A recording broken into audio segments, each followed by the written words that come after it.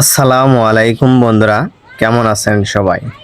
আলহামদুলিল্লাহ, আমি অনেক ভালো আছি আপনাদের দোয়া এবং আল্লাহ তাআলার রহমতে। আজকে আমি আপনাদের দেখাবো কিভাবে আমার ছাদের ছোট্ট জায়গাটাকে আমি ফুল গাছ, ফল গাছ আর সবজি গাছ দিয়ে একটা সুন্দর সবুজ বাগানে পরিণত করেছি।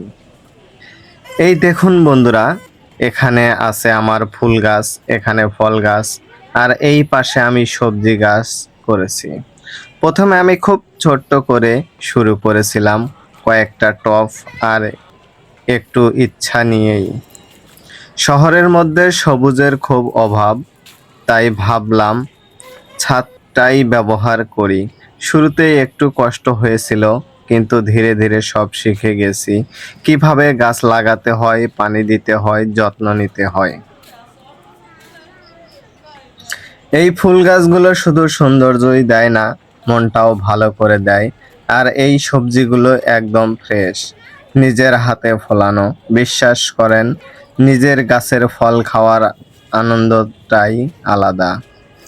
আপনাদের যদি ছাদ বা বারান্দা থাকে, তাহলে আজ থেকেই শুরু করতে পারেন। বেশি কিছু লাগে না, কিছু টব, ভালো মাটি আর একটু যত্ন হলেই হবে। ছোট থেকে শুরু করেন, পরে নিজেই বড় হয়ে যাবে আপনার বাগান।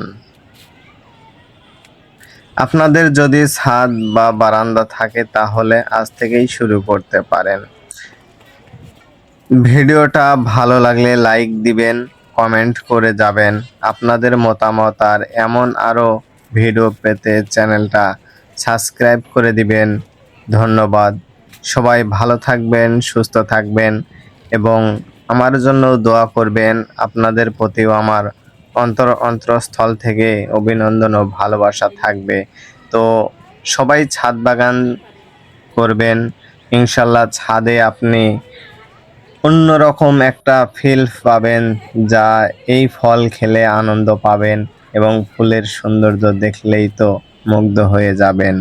আমরা সবাই ভালোবাসা দিয়েই একসাথে থাকবো। ধন্যবাদ।